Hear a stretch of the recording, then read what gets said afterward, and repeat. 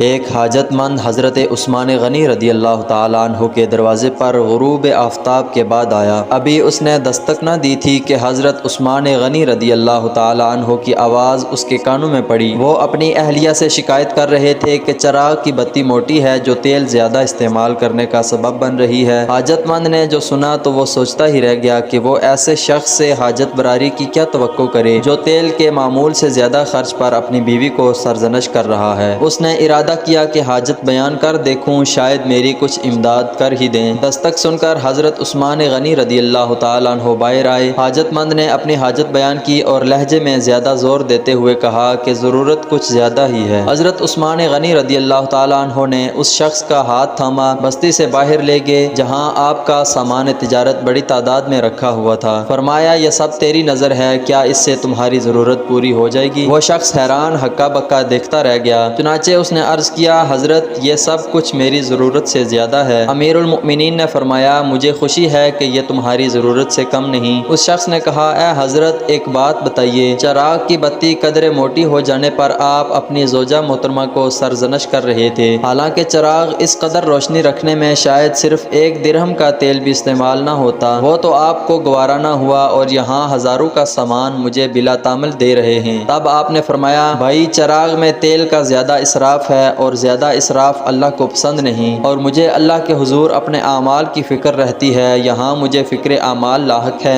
اس لیے میں نے سرزنش کی۔ سامان تمہیں اللہ کی خوشنودی کے لیے صدقہ دیا ہے، اس پر اجر کی امید ہے اور وہاں پر حساب کا خوف ہے۔